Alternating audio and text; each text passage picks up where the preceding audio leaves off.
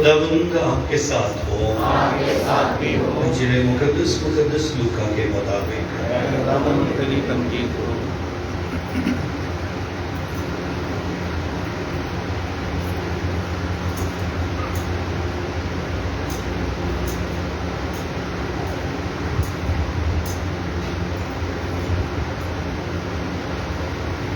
سے 15واں باب پہلی آیت سے۔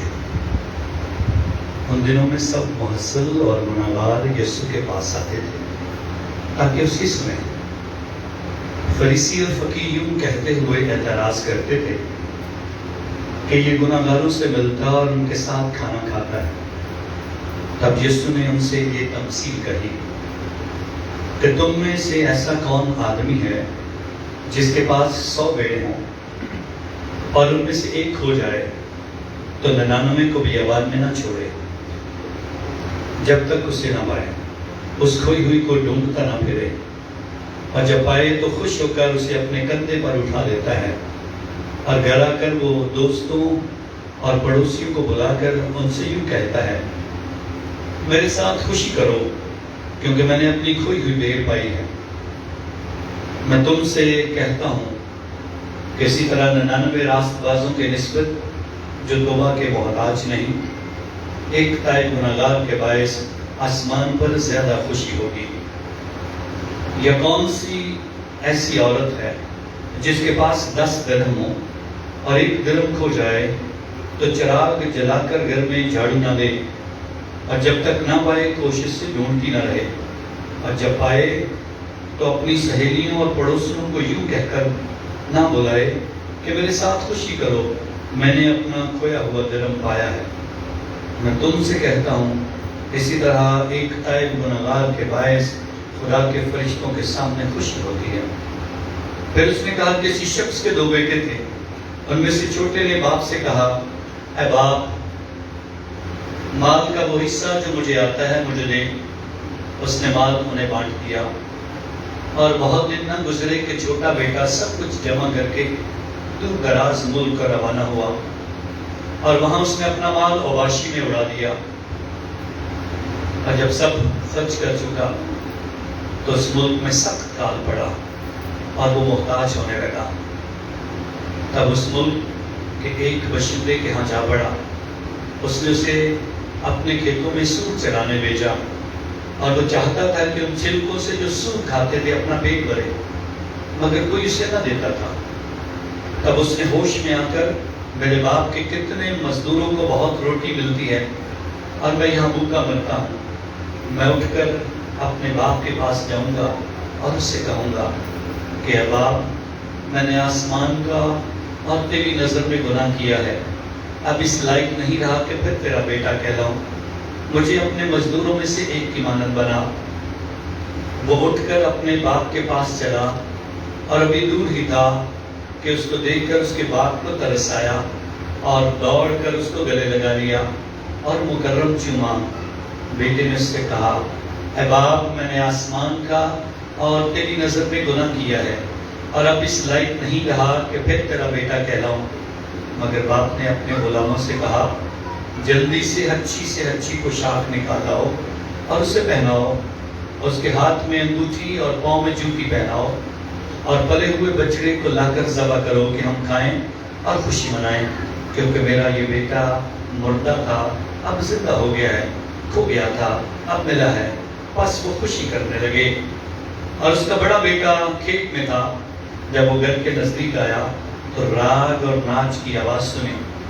تب ایک غلام کو بلا کر پوچھا کہ یہ کیا ہے؟ اس نے اس سے کہا، تیرا بھائی آیا ہے اور تیرے باپ نے پلا ہوا بچڑا ذبح کیا ہے، اس لیے کہ اسے صحیح سلامت پایا۔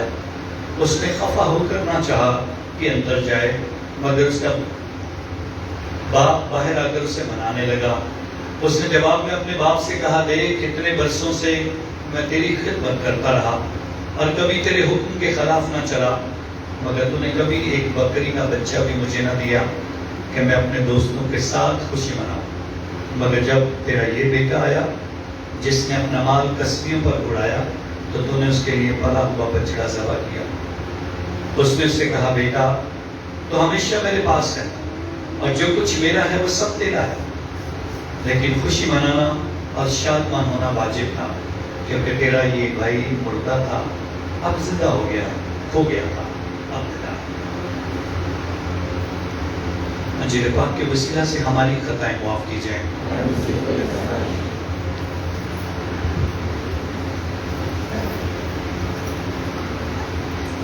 چوبیسویں اتوار کی عبادت کے دوران خدا ہم سے رحم کی بات کرنا چاہتا ہے۔ رحم انسانوں پر ہو، لیکن رحم حاصل کرنے سے پہلے کچھ انسانوں کو کرنا ہے، اس کے لیے ہم آج غور کریں گے، اور اس کے بعد جو توبہ کی دعوت خدا ہمیں دیتا ہے اس پر ہمیں توجہ کرنی ہے، اور توبہ کی دعوت کے بعد جو خدا کا فضل ہونے کے بعد جو خوشی منانے کا موقع ہے وہ آج ہمارے سامنے پیش کیا جاتا ہے۔ بہت سارے لوگ بہت دفعہ گلہ کرتے ہیں ہماری دعائیں سنی نہیں جاتی، ہماری دعاؤں کا جواب دینے میں خدا دیر کرتا ہے۔ خدا کے حضور ہم مانگتے رہتے ہیں، مانگتے رہتے ہیں، مانگتے رہتے ہیں، اور ایسا لگتا ہے خدا اسی طرح ہماری دعاؤں کو اگنور کرتا رہتا ہے، اگنور کرتا رہتا ہے۔ لیکن یہ کیا وجہ ہے؟ ہم مانگتے تو رہتے ہیں، شاید ہمارا مانگنے کا طریقہ اچھا نہیں، ہم مانگتے تو رہتے ہیں، شاید ہماری آواز جہاں تک پہنچنی چاہیے وہاں تک پہنچتی نہیں، ہم مانگتے تو رہتے ہیں، لیکن ہماری دعا میں جو رکاوٹ ہے، خدا تک اس دعا کو پہنچنے میں جو رکاوٹ ہے، ہم اس کی طرف توجہ نہیں کرتے، اور وہ رکاوٹ کہیں اور نہیں ہے، وہ ہماری زندگی میں خود ہمارے گناہ ہیں، ہماری خطائیں، ہماری غلطیاں، ہمارے برے اعمال، اور ہماری زندگی میں جو ہم نے خدا کے خلاف کیا ہے، وہ سب ہماری زندگی کی اس دعا میں حائل ہوتے ہیں، اور ہماری دعا کا اثر جو ہے وہ محسوس نہیں کیا جاتا ہے، دیکھا نہیں جاتا ہے، تجربہ نہیں ہوتا ہے۔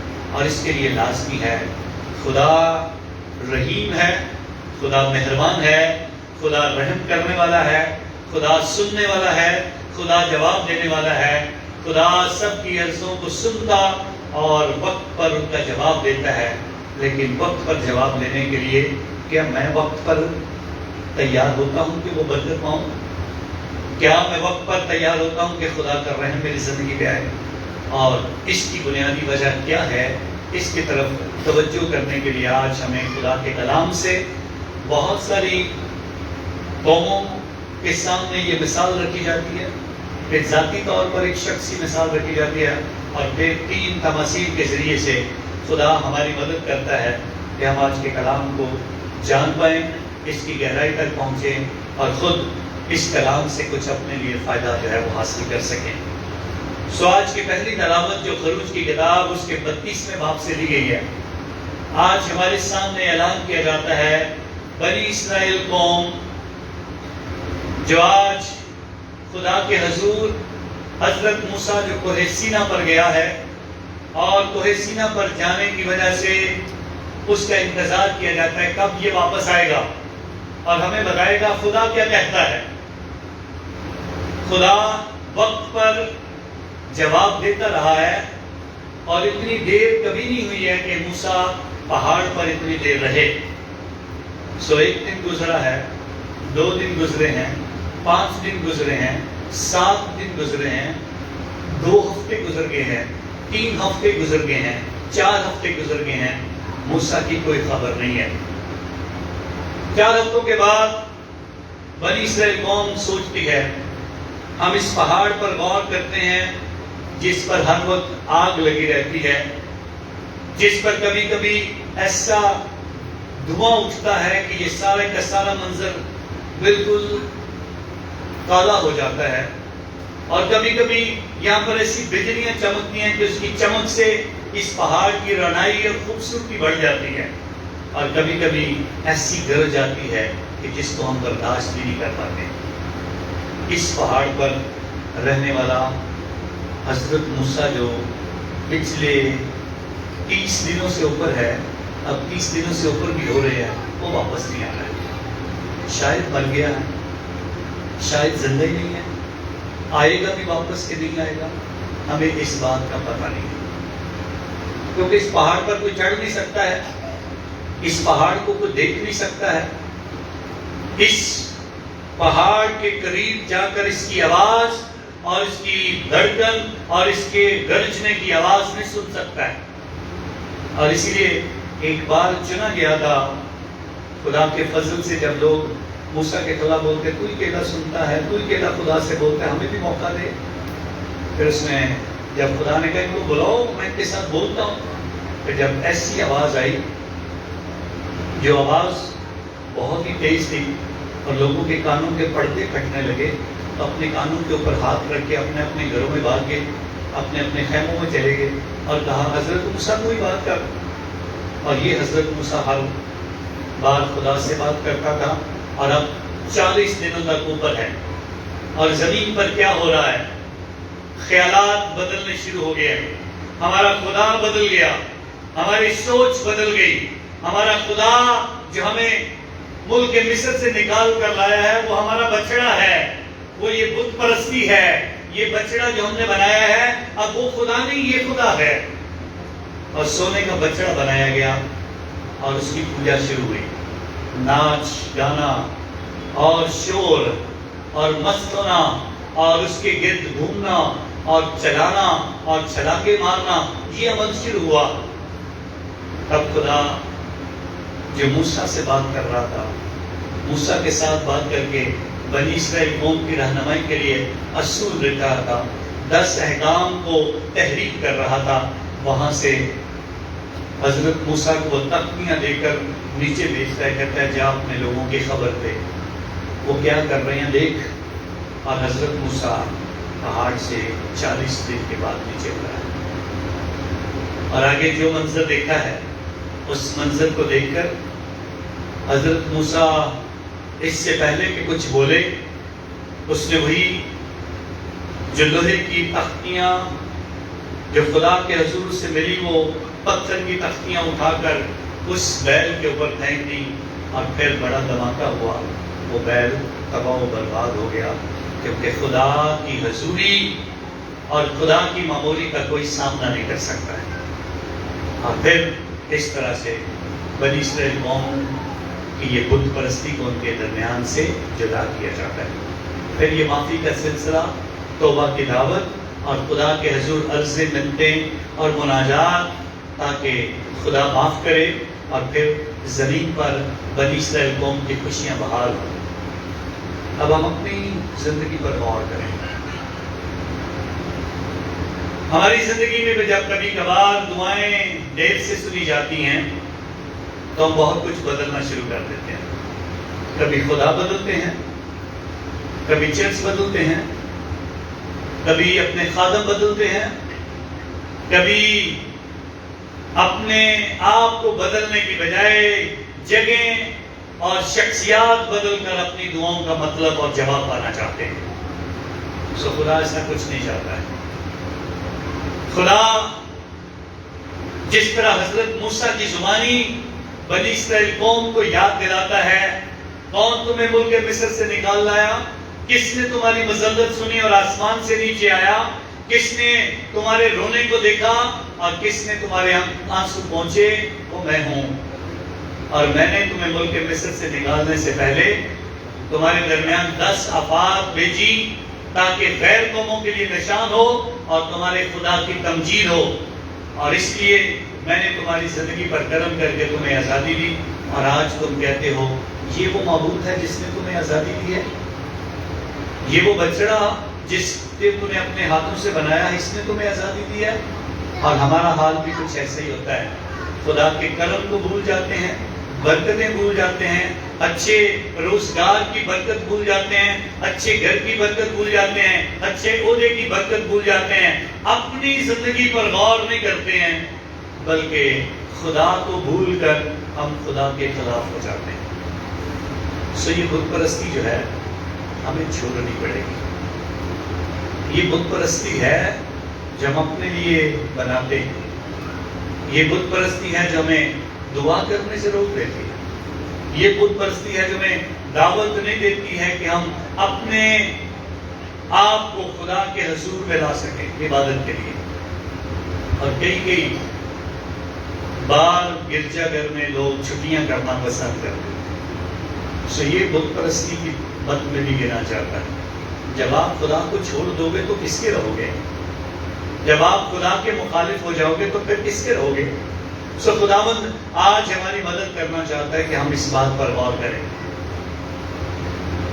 بہت سارے ایسے بت چھوٹے اور بڑے آپ کے گھر میں بھی ہیں، اور ان بتوں کا میں بھی ذکر کرنے لگا ہوں. آپ کا بیٹا، آپ کی بیٹی اگر آپ چرچ میں نہیں ہیں تو وہ خدا کے مخالف ہیں.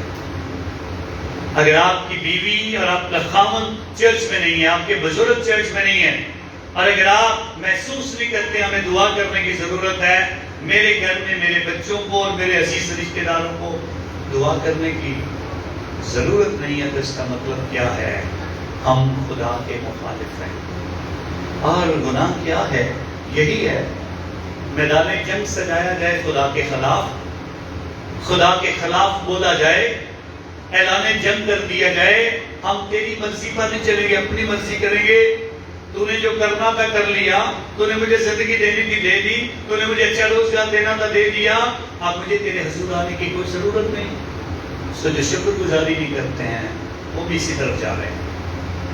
سو آج خدا چاہتا ہے کہ اس توبہ کے عمل پر غور کرنے کی کوشش کریں. جب بھی ہم گناہ کے لیے سوچتے ہیں تو ہم اپنے آپ کو کھڑا کرتے ہیں، خدا میں تیری مرضی کی کروں گا، اپنی کروں گا. جب ہم گناہ کرنے کا پلان بناتے ہیں تو خدا کو کہہ دیتے ہیں تیرے پلان اپنے پاس رکھ، میں اپنے پلان بناؤں گا. میں زمین پر رہ کر اس بات کا اعلان کروں گا کس طرح سے زندگی گزر رہی ہے. اور کئی بار غلط پلان بنانے کے بعد ہم سنتے ہیں. نیپولین بوناپارٹ جس نے 18ویں صدی میں ایک دفعہ روس کے خلاف اپنی فوجیں اکٹھی کرنے کا اعلان کیا، کہا ہم روس تک پہنچیں گے، روس تک پہنچیں گے. اور آپ کو اندازہ نہیں اس کے اس اعلان سے کہ اس نے اپنی تقریروں سے، اپنے خوبصورت لفظوں سے لوگوں کو اس قدر مجبور کیا کہ اس کے پاس 7,50,000 لوگوں کی بڑی فوج اکٹھی ہو گئی جنگ کرنے کے لیے. اور پھر اپنے ہی ملک سے اس نے تمام نوجوانوں کے لیے جوتے، خوراک اور ان کے لباس اکٹھے کرنے کا اعلان کیا. اور ہر سٹور سے، ہر دکان سے اس نے جو جو فوجی نوجوانوں کے لیے ضروری تھا اس نے وہ بھی اٹھا دیا. تیاری ہو گئی، جانا ہے. پھر سوچا 7,50,000 لوگوں کو لے جانے کی بجائے 5,50,000 لوگوں کو لے کر جائیں گے. اور آپ مانیں گے نہیں، یورپ میں رہنے والے لوگ روس کی سردی کا مقابلہ نہیں کر سکتے، چاہے کپڑوں سے، چاہے خوراک سے، چاہے بڑے اور موٹے جوتے پہننے سے. اس سردی کا مقابلہ ہر کوئی نہیں کر سکتا. اور یہ گئے 4,50,000 لوگ روس کی سرحدوں تک بھی نہیں پہنچے تھے. سو ان میں سے آپ اندازہ رکھیں صرف 4,50,000 میں سے صرف جو زندہ واپس لوٹے وہ 20,000 لوگ، سارے کے سارے مر گئے. اور نیپولین بوناپارٹ نے کبھی بھی اس بات کا اعلان نہیں کیا تھا کہ میرا فیصلہ غلط تھا. غلطیاں کر کے، برائیاں کر کے بہت سارے لوگ مانتے نہیں ہیں. آدم نے گناہ کیا، آدم نے کہا یہ عورت جو تو نے مجھے دی تھی اس نے مجھے کھانے کو دے دیا. عورت سے کہا تو اس نے کہا یہ سانپ جو تو نے مجھے بھیجا تھا، یہ جو شیطان تھا وہ سانپ کی صورت میں آیا، اس نے مجھے کہا، بہکایا اور میں بہک گئی اور میں نے کھا لیا. کل سے سوال کیا تیرا بھائی کہاں ہے؟ تو اس نے کہا کیا میں اپنے بھائی پہ ذمہ دار ہوں؟ آپ کے گھر میں جو آپ کے بیٹے اور بیٹیاں، بہویں، خاوند اور بیویاں ہیں، کیا آپ ان کے ذمہ دار ہیں کہ نہیں ہیں؟ کہ قائم کی طرح ہم بھی کہیں گے ہم ان کے ذمہ دار نہیں ہیں. اور اگر آپ ان کے ذمہ دار ہیں تو ان کے ایمان کے ذمہ دار بنیں. ان کی روحانی ترقی کے ذمہ دار بنیں، ان کی توبہ کی طرف توجہ کریں، ان کو خدا کے رحم کا تجربہ کرنے کا جو ہے وہ حوصلہ دیں، تاکہ خدا جس پر رحم کر دے گا اس کی زندگی بدل جائے گی۔ رحم کے بغیر کچھ نہیں ہوگا، اور رحم پانے کے لیے توبہ کرنی ہے، رحم پانے کے لیے معافی مانگنی ہے، اور معافی مانگیں گے تو پھر خدا کے حضور آج 3 خوبصورت تمثیلیں ہمارے سامنے پیش کی جاتی ہیں۔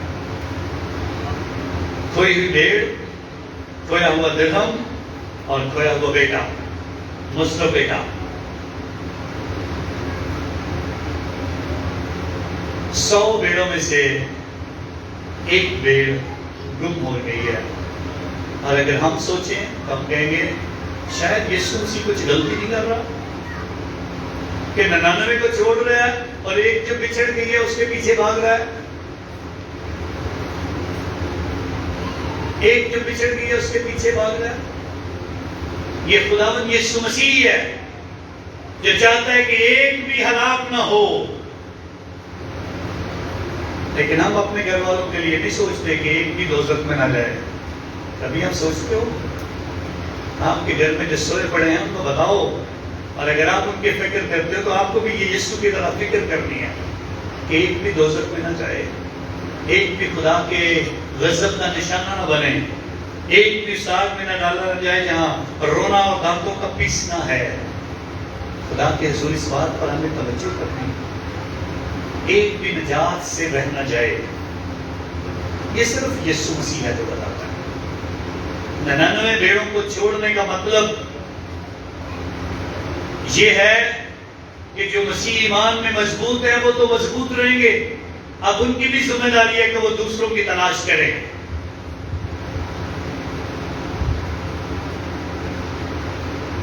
ایک بادشاہ ایک دن اپنے دربار سے نکل کہتا ہے آج میں اپنی رعایا کے پاس جاؤں گا، اور جیسے ہی راستے میں جا رہا تھا تو راستے میں ایک کسان کو دیکھتا ہے، بڑے اچھے طریقے سے وہ کھیتوں میں کام کر رہا ہے اور جھک کر گیت بھی گا رہا ہے، اور اس کے بعد بڑا خوش بھی نظر آتا ہے اور محنت بھی کر رہا ہے۔ بادشاہ سلامت پریشان ہوتا ہے، میرے پاس اتنی دولت ہے، میرے پاس اتنا کچھ ہے، ہر ایک زندگی کی چیز ہے، لیکن میں اس اتنا خوش نہیں ہوں۔ سو وزیر کہتا ہے بادشاہ سلامت میں آپ کو بتاؤں گا اس کی وجہ کیا ہے، اب چلیں۔ سو بادشاہ سلامت چلا جاتا ہے، جب شام کو واپس پہنچتا ہے تو کہتا ہے بادشاہ سلامت اس کے خوش رہنے کی وجہ یہ ہے کہ اس نے آج تک 99 کی عدد کو نہیں دیکھا، اس نے آج تک 99 کے اس فلسفے کو نہیں پڑھا۔ یہ 99 کا فلسفہ کیا ہے؟ تو بادشاہ سلامت کہتا ہے وہ کیا؟ کہتا ہے ابھی نہیں بتاؤں گا، مجھے کچھ کرنے دیں اس کے بعد آپ کو بتاؤں گا۔ سو وزیر بادشاہ سلامت کے خزانے میں سے 99 سونے کے سکے نکال کر لے آیا اور جا کر کسان کو دیا۔ اس نے کہا آج بادشاہ سلامت تجھ سے ملے تھے اور انہوں نے یہ سکوں کی تھیلی جو ہے تیرے لیے بیچی ہے۔ سو تھیلی لے کر بڑا خوش جاتا ہے اور جا کر اپنے گھر میں اپنی بیوی کو بتاتا ہے یہ بادشاہ سلامت نے سکے دیے ہیں، ان کو سنبھال کے رکھنا ہے، کسی کو اور کو پتہ نہیں چلنا چاہیے، گھر کے بچوں کو بھی پتہ نہیں چلنا چاہیے۔ سو سارا دن محنت کرتا ہے، شام کو پھر واپس آتا ہے تو ایک دن رات کو بیٹھ کر دونوں میاں بیوی سکے گننا شروع کرتے ہیں، 1 2 3 4 کر کے گنتے ہیں۔ جب 99 سکے آتے ہیں تو پریشان ہو جاتا ہے، پھر گنتا، پھر وہ 99 پھر گنتا ہے، پھر وہ 99 رہتے ہیں۔ پھر بحث شروع ہوتی ہے بیوی اور خاوند کے درمیان، یہ 100واں سکہ کہاں گیا ہے؟ بادشاہ سلامت کبھی 99 سکے نہیں بیچ سکتا ہے۔ بادشاہ سلامت جب بھی کسی کی مدد کرنا چاہتا ہے تو 100 سکوں سے کرتا ہے، یہ 99 کیسے رہیں گے؟ تو اسی دن ایک سکے کی خاطر اپنی بیوی کو مارنا شروع کرتا ہے، بیوی کہتی ہے میں نے سکہ نہیں لیا. کہتے نہیں صرف تجھے پتا تھا. کہا ٹھیک ہے میں نے تو اس کو ہاتھ بھی نہیں لگایا. بیوی کو مارنے کے بعد اپنے بچوں کو بلا کر کہتا ہے یہ 99 سکے ہیں 100 سکہ کہاں گیا ہے سامان. پھر بحث و تکرار ہوتی ہے. بچے کہتے ہیں ہم نے نہیں لیا. وہ کہتا ہے نہیں بادشاہ سلامت ایسا نہیں کر سکتے ہیں آپ نے لیا ہے. اپنے بچوں کو بھی مارتا ہے. کچھ دنوں کے بعد بادشاہ کو وزیر لے کر واپس اس کسان کے گھر کی طرف لے کے آتا ہے. تو کسان بیٹھا بہت پریشان, بیوی علیحدہ بیٹھ کر پریشان, بچے اس کے پٹیاں باندھ کے بیٹھے ہوئے ہیں. سو بادشاہ سلامت کہتے کیا ہوا, یہ تو غمگین ہو گیا, کیا ہوا؟ اس نے کہا بادشاہ سلامت اس کو جو 99 کا فلسفہ تھا نا اس کا جب تک پتہ نہیں تھا تب تک سب کچھ ٹھیک تھا. اب اس 99 کے فلسفے کو اب یہ سمجھ چکا ہے تو اس لیے اس کا حال یہی ہونا تھا. تو تب اس نے بادشاہ سلامت کو ساری داستان سنائی. ہم میں سے ہر ایک کو خدا نے اتنی نعمتیں دی ہیں, ہم ان کا حساب کتاب نہیں کرتے ہیں. جو نہیں ہے ان کا حساب کتاب کرنے بیٹھ جاتے ہیں. جو میرے پاس ہے وہ میرے پاس ہے, جو تیرے پاس ہے وہ تیرے پاس ہے. اپنے بینکوں میں پیسے رکھیں گے, کسی غریب کی مدد نہیں کریں گے. اپنے پاس بہت سارا کچھ ہونے کے باوجود رونا ہمارے سامنے ہوتا ہے, ہم روتے رہیں گے. خدا آپ کے ذریعے سے بہت سارے لوگوں کو خوشیاں دینا چاہتا ہے, اور صرف یسوع مسیح ہے جو 99 کی جگہ پہ جب ایک کم ہو جاتا ہے تو اسے ڈھونڈ کے لاتا ہے, اسے پورا کرے. آپ میں سے جو کوئی کھو جاتا ہے, ہم اپنے آپ کو دیکھنا چاہیے ہم کتنے گناہ گار ہیں. ایک بار ہم اپنے آپ پہ شرمندہ ہوتے ہیں, کیا خدا مجھے معاف کرے گا, کیا خدا مجھے واپس جوڑ دے گا؟ سو مصرف بیٹے کی تمثیل اس بات کی گواہ ہے کہ خدا ہمیں کبھی بھی کم تر نہیں بناتا, کبھی غلام نہیں بناتا. بیٹا کہتا ہے مجھے مزدوروں کی طرح رکھ لے, وہ کہتا ہے نہیں تو میرا بیٹا ہے,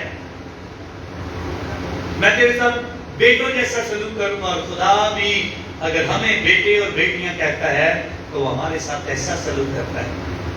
لیکن ہم کبھی سوچتے نہیں, کبھی ہم کہتے نہیں ہم گناہ گار ہیں. آج مقدس پولس رسول پر غور کرو. اس نے کہا میں کفر گو بھی تھا, میں قاتل بھی تھا, میں بہت خدا کے لوگوں کے خلاف تھا, میں شاید خدا کے حضور میں ایسے ایسے گناہ کرتا رہا ہوں. لیکن جب سے میں ایمان میں آیا ہوں, جب سے خدا نے مجھے ایمانت دار بنایا ہے, جب سے خدا نے مجھے چن لیا ہے, میں نے سب کچھ چھوڑ دیا. میں کفر کو اعزاز سا اور ظالم تھا, اب نہیں ہوں. لیکن ہم جیسے پہلے ہوتے ہیں ویسے کے ویسے رہتے ہیں. مجھے غصہ آتا ہے, مجھے غصہ آتا ہے, چاہے 100 دفعہ سمجھا لو غصہ کرنا بری بات ہے. غصہ عقل کو کھا جاتا ہے, پھر کہتے ہیں میں جیسا ہوں میں ایسا ہی ہوں. نہیں, ایسا نہیں ہونا چاہیے. جس بات سے آپ کو منع کیا جائے جو ٹھیک نہیں ہے اسے ٹھیک کرنا ہے, تب رحم ہوگا, تب خدا توبہ قبول کرے گا. اور توبہ قبول کرنے کی خوبصورتی کیا ہے, یہ خوشی کیا ہے؟ اعتراف جو کر لیتا ہے, معافی جو مانگ لیتا ہے, جو کہتا ہے میں گناہ گار ہوں. مقدس پولس رسول کہتا ہے میں کفر گو تھا, کفر بکتا تھا, عذاب بھی دیتا تھا, میں ظالم بھی تھا, لیکن اب نہیں ہوں. اور آپ کی زندگی میں جو برائیاں, جو غلطیاں, جو خطائیں جن کو توبہ کی ضرورت ہے, جنہیں معافی مانگنے کی ضرورت ہے, اس کے لیے ہمیں کہنے کی ضرورت ہے اب میں ایسا نہیں رہوں گا, اب میں ایسے کام نہیں کروں گی. لیکن خدا چاہتا ہے ہم اس کے حضور کو آئیں, اس سے معافی کو مانگیں. اعتراف کرنے کے بعد جو خوشی ایماندار کو ملتی ہے وہ وہی جانتا ہے. آپ کے اندر جب آپ کہتے ہو میں نے گناہ کیا ہے, میں نے یہ کیا ہے, میرے سے ہو گیا, میں نے یہ غلطی کی ہے, سو اعتراف کے ساکرامنٹ کے ساتھ جب کاہن کہتا ہے میں تیرے تمام گناہوں سے تجھے آزاد کرتا ہوں, سو ایمان کے ساتھ اس بات کو تجربہ کرنا چاہیے, دیکھنا چاہیے, معافی مانگنی چاہیے. پھر دیکھو رحم کیسے ہوتا ہے, پھر دیکھو دعائیں کیسے نہیں سنی جاتی ہیں, کیسے آپ کی آواز آسمان کی بلندیوں تک نہیں پہنچتی ہے, کیسے خدا آپ کی آواز کو سنے گا اور آج آپ مانگیں گے اور اسی وقت معجزے ہو جائیں گے. لیکن ہم کبھی اس نیت سے، اس خواہش سے خدا سے بات ہی نہیں کرتے، کیونکہ رکاوٹ ہی کی رہتی ہے ہمارے گناہ، ہماری توبہ. سو توبہ کرنا، خدا کے رحم کا تجربہ کرنا، اور پھر اس خوشی کو محسوس کرنا جو آج خدا پیش کرتا ہے. خوشی بڑی ضروری ہے. کھوئی ہوئی بیٹ کی واپسی کی خوشی، کھوئے ہوئے درم کی خوشی، کھوئے ہوئے بیٹے کی خوشی، اور وہ بیٹا جو باپ کے ساتھ ساتھ ہے، کھویا نہیں ہے لیکن روحانی طور پر مردہ ہے، اس کو جگانے اور اس کو زندہ کرنے کی خوشی. یہ تیرا بھائی مر گیا تھا، اب زندہ ہوا ہے. یہ تیرا بھائی کھو گیا تھا، اب ملا ہے. میرا سب کچھ تیرا ہے، جو باپ کا ہے وہ سب میرا ہے، اور جہاں میں ہوں وہاں ہم سب ہوں گے. اور میں چاہتا ہوں کہ ہم سب ایک جگہ پر ہوں. یہ یسوع کی خواہش ہے. لیکن ہم کس طرح سے اس بات پر غور کرتے ہیں؟ ہم خوشی مناتے ہیں تو دیکھتے ہیں کس کو بلانا ہے. خدا گناہگاروں کی توبہ کے بعد اعلان کرتا ہے، جو آج بیٹا کہتا ہے، اے باپ میں نے آسمان اور تیری نظر میں، آسمان کا اس میں کیا تعلق ہے؟ آسمان کا تعلق خدا کا ہے. خدا جو آسمانوں میں رہتا ہے. اے ہمارے باپ تو جو آسمان پر ہے، وہ خدا جو آسمانوں میں رہتا ہے. میں نے تیری نظر میں اے خدا اور اپنے باپ کی نظر میں گناہ کیا ہے. اس لیے اب اس لائق بھی نہیں رہا کہ تیرا بیٹا کہنا، لیکن خدا کہتا ہے تو میرا ہی بیٹا ہے. آج ہی تو میرے ساتھ فردوس میں ہوگا اگر سچی توبہ کر دے. آج سے تیری زندگی بدل جائے گی. آج سے تو یسوع کا کہلائے گا. آج سے تو خدا کا اپنا اور پسندیدہ اور پیارا کہلائے گا. لیکن ہمیں خدا کے ساتھ چلنا. آئیں خدا کا شکریہ ادا کریں جو ہمیں آج سکھاتا ہے ہمیں رحم کے لیے خدا کے سامنے اپنے آپ کو پیش کرنا ہے اور اپنی زندگی کی پاکیزگی پیش کرنی ہے، تاکہ ہم سچے دل کے ساتھ خدا کے ساتھ چلیں اور اس کے وسیلہ سے برکتیں پائیں. اور جب یہ روحانی برکت ملے گی تو جو روحانی خوشی اور جسمانی خوشی ہے، دونوں مل کر زمین پر اور آسمان پر جو فرشتے اور خدا اور زمین پر خدا کی بنائی ہوئی مخلوق خوشی منائے گی، اس سے خدا ہمیں فضلوں سے بڑھ دے گا. خدا کرے کہ ہمارے گھرانے خدا ان میں برکت پائیں اور ترقی کریں.